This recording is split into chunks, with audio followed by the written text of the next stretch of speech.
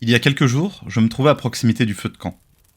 En entendant des bribes de conversation, j'ai su qu'un groupe de survivants se trouvait là, à se réchauffer. Ignorant que, proche d'eux, un tueur se tenait sans doute dans l'obscurité des arbres pour les scruter, se préparant pour une chasse sauvage. Poussé par la curiosité, j'ai lancé mon sortilège d'occultation pour me soustraire à leur regard, et je suis allé jeter un œil. J'ai vu là le rassemblement le plus singulier qu'il m'ait été donné de voir. Un officier de vaisseau de l'année 2122, une étudiante qui s'intéresse au journalisme, un vétéran du Vietnam et un érudit du XIVe siècle. En temps normal, n'importe qui serait abasourdi. Mais eux discutaient tranquillement, comme si de rien n'était. Comme si c'était normal de voir un groupe si hétéroclite et si anachronique. Parmi ces survivants, c'est surtout l'érudit qui a attiré mon attention. Son visage m'était familier. Au lieu de rentrer à mon refuge du temple de la purgation, j'ai fait un crochet par la tour des observateurs pour jeter un œil aux archives. Et mon instinct avait vu juste. Je savais que j'avais déjà vu son visage quelque part. Il s'agit de Vittorio Toscano, un noble italien du XIVe siècle. Préférant le savoir aux armes, il alla à l'encontre de la tradition familiale et sa quête de connaissances l'amena sur la liste des personnes pouvant potentiellement rejoindre les rangs des observateurs. Voici ce que contiennent les archives à son sujet. Né d'Alberto et de Caterina Toscano en 1343, Vittorio Toscano était le benjamin de 3 enfants et le 3e dans l'ordre de succession pour hériter des terres de sa famille. Lorsqu'il eut 15 ans, son père l'envoyait en formation auprès d'Ettore Fabrizio, le même chevalier qui avait formé ses frères aînés aux arts militaires. Mais contrairement à ses frères, Vittorio ne se passionna pas pour l'entraînement au combat. En tant qu'étudiant de la philosophie, il croyait que la violence physique était le dernier refuge des incompétents. Furieux devant le pacifisme de Vittorio, Fabrizio ordonna à l'un de ses pages de l'attaquer. Vittorio esquiva et bloqua les coups, mais refusa de riposter. Lorsque son adversaire enragé fit une fente, Vittorio la para. Son adversaire trébucha et tomba sur sa propre dague. Il se vida de son sang en moins d'1 minute, et Vittorio jeta son épée à terre, jurant de ne plus jamais la ramasser. Puisqu'il démontrait des aptitudes pour les études, son père frustré l'envoyait étudier avec son oncle Renzo. En plus d'être le duc de Portoscuro, Renzo était également un érudit et un collectionneur d'objets rares. Sous sa tutelle, Vittorio concentra ses études sur la civilisation perdue et l'histoire ancienne. Il mena des recherches dans des tombes oubliées et devint un expert de la philosophie et de la sagesse d'anciennes sociétés secrètes et d'obscurs gardiens du savoir. Des gardiens présents dans pratiquement chaque siècle et chaque culture. Des gardiens connus sous de nombreux noms suivant l'époque et la région, et réputés être d'une autre dimension, d'un monde parfait. Il collectionna tout ce qui avait attrait aux guetteurs, aux gardiens, aux guides, aux maîtres et aux observateurs. Les recherches de Vittorio révélèrent que ces gardiens agissaient comme les sentinelles d'un savoir avancé et d'arcanes susceptibles d'aider l'humanité à se transcender vers un plan d'existence supérieur. Il théorisa que les observateurs attendaient que l'humanité atteigne la sagesse avant de lui donner accès au savoir qui mènerait autrement à son autodestruction. Lentement, ces observateurs trouvèrent des moyens pour inspirer l'humanité par le savoir, afin de stimuler le développement, la compréhension et la sagesse collective. Vittorio adopta la perspective de son oncle Renzo, qui tenait l'avidité de l'argent et du pouvoir pour la source de tous les conflits. Il espérait que le savoir perdu de ses sentinelles pourrait apporter la paix, l'harmonie et l'ordre dans un monde violent. Exhorté par Vittorio, Renzo monta une expédition pour trouver des reliques et des objets perdus dans les ruines de l'Antiquité. En Hongrie, ils découvrirent un dodécaèdre de bronze, remontant à l'époque romaine. En Asie mineure, ils mirent au jour un tunnel souterrain en dessous de l'obélisque de Théodose, où ils découvrirent des tablettes en pierre gravées de caractères cunéiformes acadiens. Elles racontaient l'histoire d'un mystérieux artefact, divisé en 3 morceaux éparpillés à travers le monde. Un indice les mena dans les ruines de Troie, où une chambre secrète révéla un trésor d'antiquité. L'élément le plus précieux était un fragment du mystérieux artefact. Un autre indice les mena à l'île de Rhodes, où une grotte secrète recélait un 2e fragment de cette même relique. À Delphes, sous le temple d'Apollon, Vittorio découvrit le 3e fragment sur un autel de marbre noir. Les gravures de l'autel montraient une carte de la Crète et une étoile au-dessus du palais de Minos. Dans les tréfonds du labyrinthe, sous les ruines du palais, Vittorio découvrit un réceptacle pour la clé obtenue en assemblant les 3 reliques. D'antiques machines s'animèrent. Un mur de pierre coulissa, révélant un caveau secret. Renzo et Vittorio y pénétrèrent, et découvrirent un mur de marbre blanc, gravé de ce qui semblait être une forme de sanskrit. Le message était un avertissement au sujet d'un culte qui cherchait à corrompre l'humanité à l'aide d'un savoir pour lequel elle n'était pas prête. Ils avaient suivi la trace des observateurs et les avaient emprisonnés. Mais avant leur emprisonnement, les observateurs avaient dissimulé des artefacts à travers le monde, avec des connaissances secrètes concernant cette force ténébreuse et comment l'empêcher de détruire le monde. Le message sur le mur évoquait aussi une pierre d'une ancienne école qui recelait des secrets du voyage entre les plans d'existence. Vittorio, persuadé que la pierre contenait la clé pour trouver les observateurs et leur monde parfait, l'appela le Lapis Paradisius. Alors qu'il sortait du caveau, Renzo marcha sur un serpent noir. Le serpent plongea ses crocs dans la jambe de Renzo et disparut aussi vite qu'il était venu. Le venin se répandit en un éclair et Renzo trépassa en quelques minutes. En tant qu'unique héritier de Renzo, Vittorio hérita de son domaine, de sa bibliothèque et de son titre, ainsi que de son immense fortune. Déterminé à honorer son oncle et à aider l'humanité à transcender sa faiblesse, son avidité et sa cruauté, il sut qu'il devait trouver le Lapis Paradisius et libérer les observateurs s'ils étaient encore en vie. En 1391, Vittorio monta une expédition. Il employa un chevalier mercenaire pour son aide et sa protection. Ancien membre de la Guardia Compagna, Taros Kovacs ne craignait ni homme ni bête. Les explorations et les découvertes de Vittorio finirent par le mener aux catacombes, lourdement gardées sous la ville portugaise de Sintra. Si l'expédition voulait y entrer, il leur faudrait massacrer les gardiens du lieu. Vittorio n'avait aucune envie de faire couler le sang, et dit à Taros de trouver un autre moyen. Taros défia Vittorio, et avant la fin de la journée, il l'avait mis au fer. À leur retour en Italie, Taros enferma Vittorio dans un cachot et commença une campagne de torture à Portoscuro, promettant d'arrêter lorsque celui-ci révélerait la signification cachée de la pierre. Au bout de quelques semaines, Taros se lassa de torturer les villageois, et Vittorio fut abandonné à son sort dans le cachot, sans autre compagnie que celle des rats. Dans sa solitude, il grava les symboles du Lapis Paradisius sur le sol de pierre. Il tenta d'innombrables séquences, tout en imaginant un monde semblable au paradis. Et alors qu'il allait succomber à la faim et au désespoir, il tenta une ultime séquence, tout en méditant sur un monde de paix et de compassion infinie. Il crut d'abord avoir échoué. Il halta avec ses dernières forces, tandis que les rats s'approchaient, menaçants, prêts à se repaître de sa chair cireuse et vaincue. Puis soudain, un brouillard noir, surnaturel et froid s'éleva du sol de pierre, et en quelques instants, il entendit des cris d'angoisse et de corbeaux volant en cercle au-dessus de lui. Il se leva avec difficulté, et se retrouva dans un autre monde, loin du paradis qu'il avait espéré. Comme nous venons de le voir, Vittorio aurait pu devenir un noble oisif, mais il a préféré se consacrer à la recherche de notre ordre. S'il n'avait pas été trahi par Taros Kovacs, que l'on connaît dans ses royaumes sous le nom du Chevalier, c'est peut-être lui qui serait en train de vous raconter l'histoire d'un survivant à ma place. Son savoir était si vaste qu'aux derniers instants de sa vie, c'est lui qui invoqua les tentacules brumeuses de l'entité pour rejoindre son domaine. Nous avons déjà vu le cas de survivants possédant de réels pouvoirs avant de se faire enlever. Mais Vittorio était un véritable prodige. Alors qu'il touchait à peine du doigt les pouvoirs qu'ont les observateurs, il réussit à tracer un rite des plus complexes et s'en servit pour s'échapper de sa prison, pour se transférer ailleurs. Et bien que libéré de sa prison de Portoscuro, ce n'était pas vraiment un endroit de paix où il se rendit. Il arpenta de nombreux royaumes de l'entité, avant de finir sa course dans ceux qui nous sont le plus familiers. Voici quelques extraits de ses souvenirs, qui étaient enfouis au plus profond de la brume, et qui font suite directe à ce que nous venons de voir. Souvenir 116. Son regard ne peut percer la colonne de brouillard noir qui l'entoure, mais il sait qu'il est en train de tomber. Il ignore s'il chute en tourbillonnant, ou si son esprit explose d'une joie exultante. Ces symboles, ces griffonnages désespérés sur le sol de sa cellule, ils ont fonctionné. Il était prisonnier, mais il est désormais libre. Il virevolte de plus en plus vite. La bile lui chatouille l'arrière-gorge. Il serre la mâchoire, mais finalement, sa bouche s'ouvre de force, et de ses lèvres jaillit du brouillard noir. Celui-ci voltige autour de lui, glissant entre ses cheveux sales et emmêlés, et s'entortillant autour de ses doigts sanglants.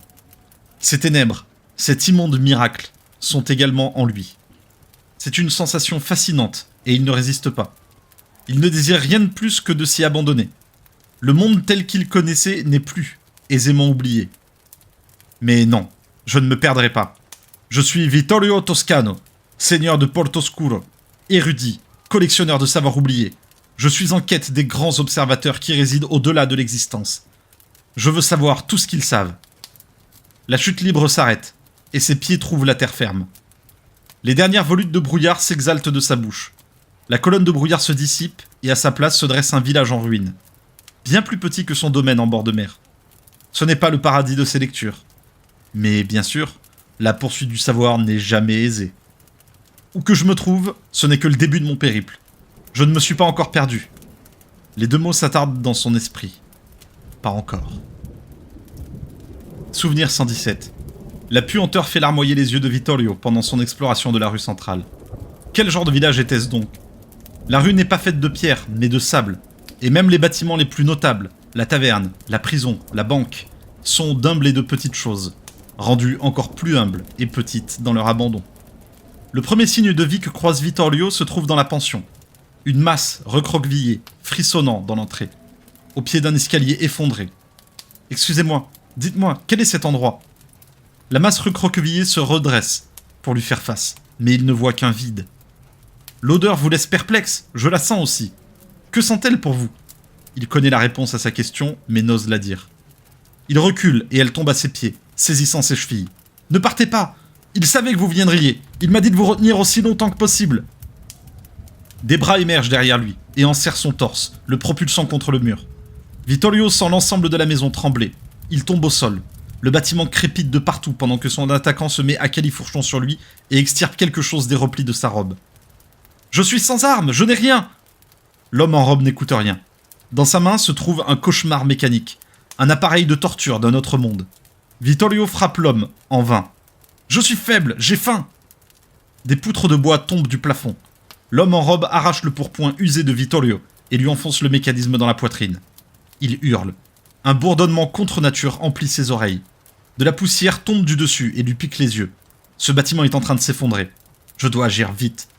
Vittorio plante ses ongles dans le bois tendre du plancher et trace quelques symboles bien mémorisés.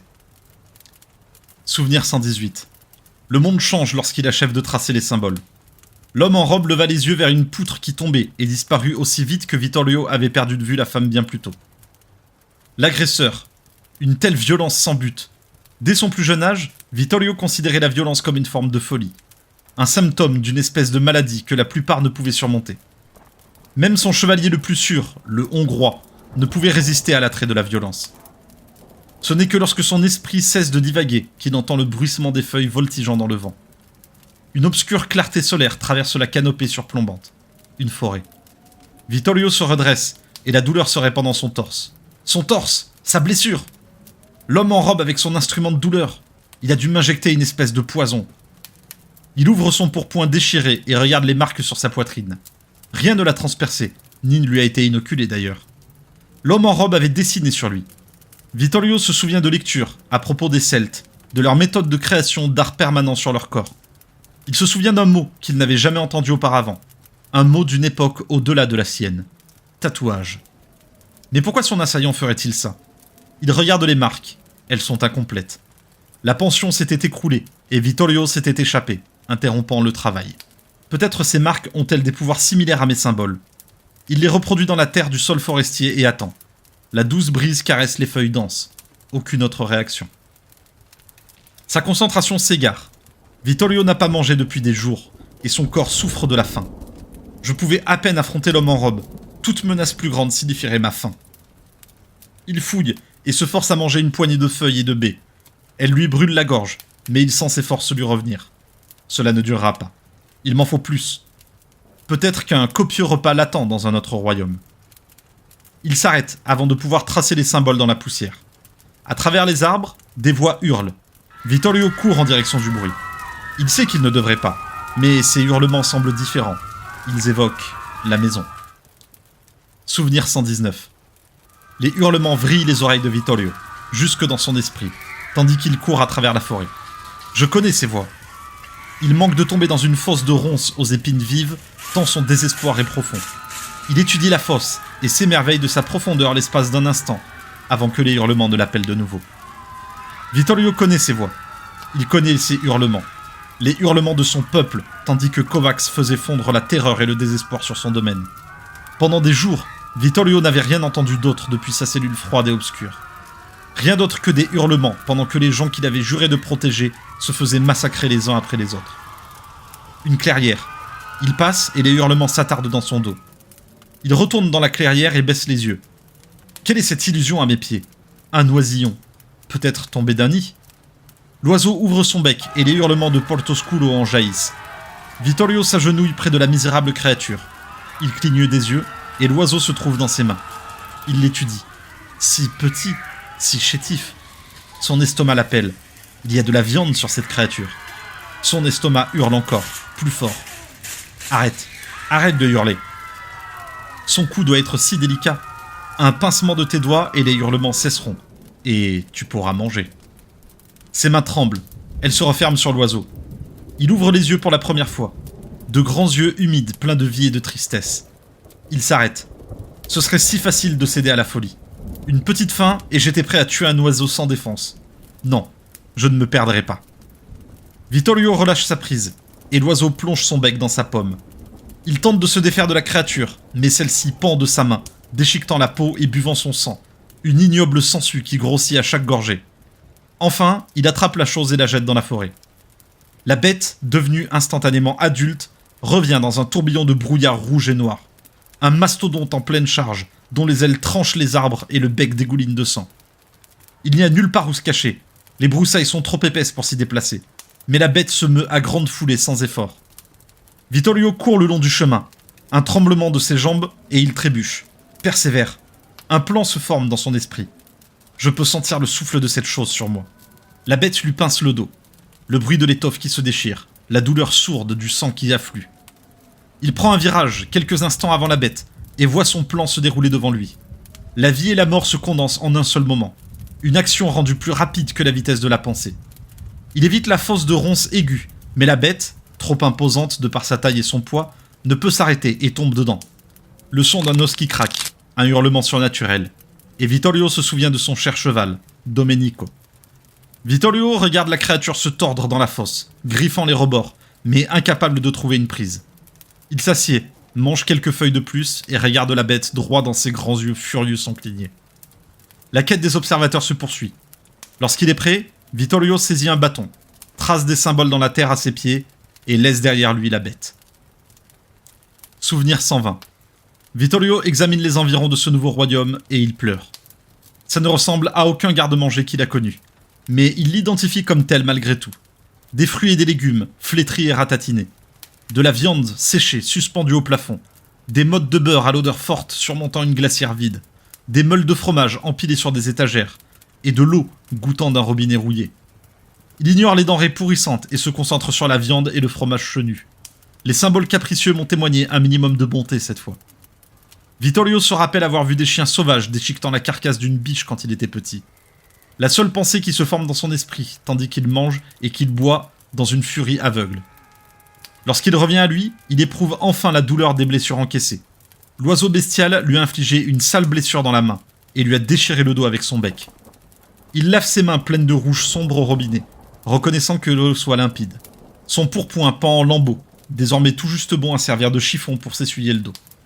Vittorio retire le pourpoint et sursaute à la vue de ses marques sur la poitrine. Davantage que le petit tatouage que son agresseur lui a laissé. À quand cela remonte-t-il déjà ? Le tatouage s'est développé, de plus en plus de symboles et de marques s'étendent depuis le premier point d'origine. Il oublie le nettoyage de son dos et étudie les nouveaux symboles. Ils semblent familiers.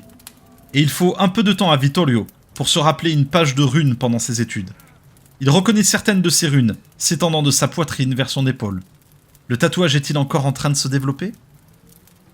Souvenir 121. L'unique porte du garde-manger est verrouillée. Peu importe. Tout en dessinant à même le sol carrelé à l'aide d'un pot de confiture ces symboles vus et revus, Vittorio prie pour que sa prochaine destination soit aussi providentielle que celle-ci. N'ayant toujours pas progressé dans sa quête des observateurs, il se retrouve dans une pièce faiblement éclairée. Le sol et les murs sont en terre battue. Je suis sous terre. De la poussière tombe du plafond et le sol tremble. Une explosion retentit au-dessus. Je ne peux pas rester ici. Il frissonne. Je suis pour ainsi dire nu. Ses yeux se posent sur une pile de vêtements jetés là. Des vêtements en cuir et en lin rêche. Tous absolument bienvenus. La tenue qu'il choisit est trop grande, mais elle le réchauffe immédiatement. Une autre explosion et Vittorio époussette la terre qui lui tombe dessus. Il vaut mieux partir maintenant. Vittorio plonge ses doigts dans le mur de terre, mais s'interrompt quand il réalise qu'il n'est pas seul. Levez les mains, au-dessus de la tête, maintenant!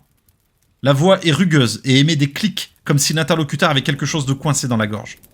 Vittorio obtempère. « Tournez-vous, face à moi !»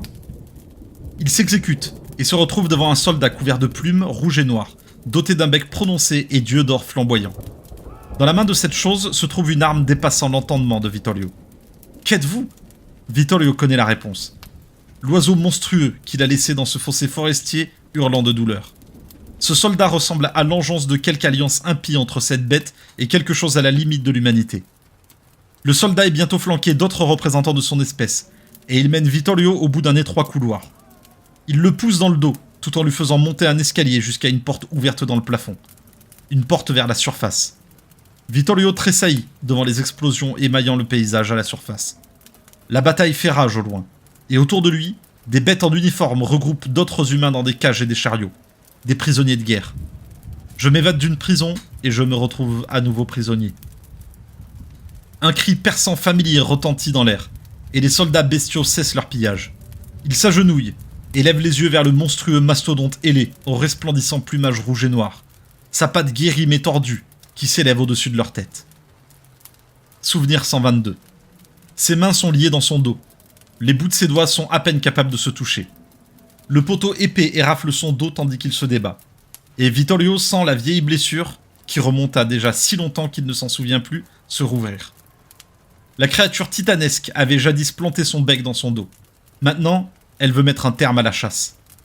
D'autres prisonniers hurlent à proximité. Vittorio tente de les ignorer. Il étire ses bras, derrière lui aussi loin que possible. Ce n'est que de la corde qui l'entrave. La corde peut s'étirer. La corde peut se rompre. Je tracerai les symboles dans la paume de ma main si je le dois. Les soldats glapissent un ordre, et l'un des prisonniers hurle plus fort que les autres. Ne regarde pas, concentre-toi. Même avec ses yeux baissés, Vittorio peut sentir le tremblement du sol et voir la bourrasque de plumes à l'atterrissage du mastodonte. Ne regarde pas. Un mouvement du cou et le prisonnier hurlant a disparu de son poteau. Le mastodonte avale, son bec tourné vers le ciel. Ne regarde pas. J'aurais dû tuer cette chose quand j'en avais l'occasion. J'aurais dû serrer le poing autour de ce misérable poussin et l'écraser jusqu'à ce qu'il ne bouge plus. Cet enfer est mon œuvre. Combien d'autres sont morts à cause de mes erreurs? Il entend les gens de Portosculo, comme il les entendait depuis sa cellule. Je puis à peine me souvenir de cette cellule maintenant. Mais je me souviens de ses hurlements. J'étais la cause de ces hurlements. J'ai amené Kovacs sur mes terres. J'ai cru que je pouvais le contrôler. J'ai cru que je pouvais régner sur les royaumes. J'ai cru que je pouvais trouver les observateurs. Tout ce qu'il sait s'avère faux en fin de compte. Et tout autour de lui se déploient les conséquences de ses échecs. Quelque chose cède. Ses mains tombent le long de son corps. Comment ai-je réussi à sectionner cette corde? Le mastodonte le domine, les yeux baissés sur son offrande finale. Les autres prisonniers ont disparu. Il ne reste plus que lui. Vittorio lève les yeux vers son vieil ennemi juré. Ses os lui disent de courir, de tracer les symboles dans la terre et de fuir. Mais pourquoi? Qu'il y ait donc une dernière mort pour que personne d'autre n'ait à souffrir de mes erreurs. Le mastodonte plonge la tête et tout n'est que ténèbres et silence. Souvenir 123. C'est toi. Je me souviens de toi. Ça remonte à longtemps. Vittorio se réveille face à un visage aimable penché sur lui. Un visage familier. Elle qui jadis était un vide pour lui, mais qui est à présent autre chose. Oui, je me souviens. J'étais là jadis. Vittorio s'assied et essuie les débris de ses jambes. L'escalier effondré. Le plafond écroulé. Qu'était-ce? La pension. Elle effleure son visage de ses doigts tordus. J'ai été dévoré, consumé. Oui, il peut ressentir sa pitié. Moi aussi. Le démon ailé est une créature de l'abysse. Il se repaît des mondes, bien que le vent me dise qu'il existe des créatures bien plus fortes que lui, dotées d'appétits bien plus grands. La chambre tremble, quelque chose bouillonne hors de la pension. Je dois sortir d'ici, je dois aller dehors. Vittorio est sur ses pieds, les mains tendues vers les portes. Même en y allant de toutes ses forces, elle ne s'ébranle pas. Attends, laisse-moi faire. La femme pose doucement la main sur la porte et celle-ci obéit. Mais il n'y a pas d'extérieur de l'autre côté de la porte. D'autres souvenirs s'agitent en lui. Un endroit pas aussi lointain que la pension, mais néanmoins très distant. L'odeur de l'endroit est ce qui lui est le plus familier. Des légumes et des fruits pourris, la viande en train de sécher, des meules de fromage mises en pièces, un robinet rouillé d'où l'eau coule toujours aussi limpide. J'avais faim et je me suis gavé dans ce garde-manger. Pourquoi est-ce ici? Un autre royaume dévoré. Elle tient entre ses mains la nourriture pourrissante. Vittorio s'accoude au mur. Ce qui est fait est fait. et il n'y a pas d'échappatoire. Qu'est-ce que ceci? La femme parcourt de ses doigts sa tunique. Celle-ci est ouverte et ôtée de ses épaules dans un geste rapide.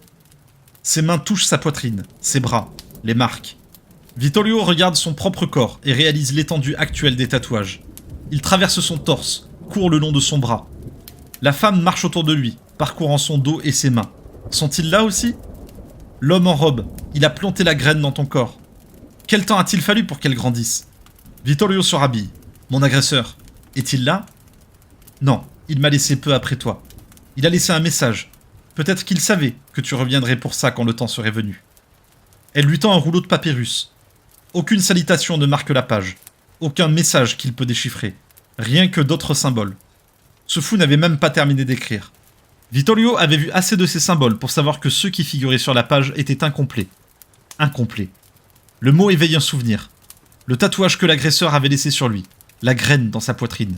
Vittorio avait tenté d'utiliser ces symboles, mais eux aussi étaient incomplets. Le sang sur ses doigts est sec. Il lèche les vieilles blessures, tripote ses croûtes et crée un nouvel encre rouge. Vittorio fait courir son doigt sur le papyrus, dessinant la graine plantée sur son torse. Le message est une énigme à résoudre et ce premier tatouage est la pièce manquante. La chambre scintille autour de lui. Quelque part dans son esprit, il voit un endroit fort lointain. Un crochet menaçant pend d'un poteau. L'homme en robe, qui fait signe, qui l'invite à s'approcher. Souvenir 124. Vittorio fait les 100 pas, son esprit bouillonnant de révélation. C'était lui. J'ai perdu un temps plus que fou en quête des observateurs, alors que l'un d'eux m'avait trouvé depuis longtemps. Tout ce que je voulais, c'était qu'ils partagent leur savoir avec moi. Et tout ce temps, c'était sur mon corps. Il ne m'avait jamais attaqué, il m'avait fait un cadeau. Il m'a choisi. Vittorio sent la femme l'observer pendant qu'il arpente le garde-manger. Tout ce qu'il peut entendre, c'est le grondement sourd et le bouillonnement de l'extérieur. Il trouve un couteau dans le tiroir. Mon voyage doit se poursuivre. L'observateur m'a choisi. Je sortirai d'ici et je trouverai son royaume. Il me suffit de reproduire sa marque. Il avait le papyrus entre les mains, mais celui-ci a disparu. Je dois être en train de perdre la tête. Il tente de se rappeler les symboles dans leur intégralité, mais ils se dissipent comme un rêve après le réveil. Il laisse échapper un rire amer et se remémore ce qu'il sait déjà. La poursuite du savoir n'est jamais si facile. Les vieux symboles ne suffiront pas. Ils ne m'ont jamais donné le pouvoir de voyager à ma guise. Les royaumes dans lesquels ils m'ont mené étaient aléatoires et souvent infernaux. Quelque part sur mon corps se trouve la clé pour maîtriser complètement les voyages à travers les royaumes. Quelque part sur mon corps se trouvent les symboles qui me mèneront à cet observateur, à son royaume et au monde parfait qui se trouve là-bas, quelque part. Il se tient devant un miroir brisé et étudie sa poitrine, son torse, ses bras et son dos. Les gribouillis sont illisibles et étranges. Je dois être très prudent. Ces symboles pourraient causer ma perte si je ne les utilise pas correctement. C'est alors que ça le frappe. Les cercles et les tourbillons familiers qu'il avait utilisés jusqu'à présent. Les symboles pour voyager entre les royaumes aléatoires. Mais il y a plus. Des lignes irrégulières et des formes plus petites, comme des accents autour de ces symboles, qui les modifient, qui changent leur signification. Eureka! C'est la clé que je cherchais! Vittorio plante le couteau dans le mur de la pension et commence à dessiner. Un hurlement monstrueux et guttural résonne à travers la pièce. Du sang monte des dessins et coule le long du mur. Je n'ai jamais été violent auparavant. Jamais de toute ma vie je n'ai blessé quiconque. Je n'ai jamais eu à le faire. Tel était le luxe de ma vie telle que je la connaissais. Mais cette vie est derrière moi maintenant. Il fait courir le couteau sur le mur avec précision, se souvenant de chaque accent et de chaque nuance. Il n'avait jamais su qu'il en aurait besoin. Les murs frissonnent, le sang ne cesse de couler, la plainte s'intensifie. Vittorio sent des lèvres près de son oreille. Le pouvoir est tien à présent, pour l'instant. Et puis, la femme disparut. Souvenir 125. Le soleil se couche sur les collines au loin, et l'air est empreint de soufre alors que Vittorio ouvre les yeux, son regard tombant sur une simple cabane de bois. Le sol gargouille sous ses pieds. Vittorio regarde alentour et découvre qu'il se tient sur un monticule de sang, d'abats et de plumes rouges et noires. Entre lui et la cabane gît la tête du maudit mastodonte, le sang formant une flaque à la base de son cou tranché. Vittorio lève la tête vers le ciel et pousse un cri de triomphe. La créature de l'abysse gît morte à mes pieds et je demeure. L'observateur voulait que je vienne ici. Les symboles complets m'ont mené ici, à cette cabane. Une pierre de guet vers son propre royaume? Je dois en savoir plus. Vittorio ouvre la porte et découvre un escalier qui s'enfonce dans la terre. La salle au pied des escaliers est obscure, trop profondément enfouie pour que la lumière du soleil couchant l'atteigne. Vittorio trouve sa voie à tâtons, dans les ténèbres silencieuses, jusqu'à ce qu'il distingue la forme d'un chandelier. Le contact de sa main l'anime, une flamme se mettant à danser sur sa mèche. Une bougie qui s'allume d'elle-même?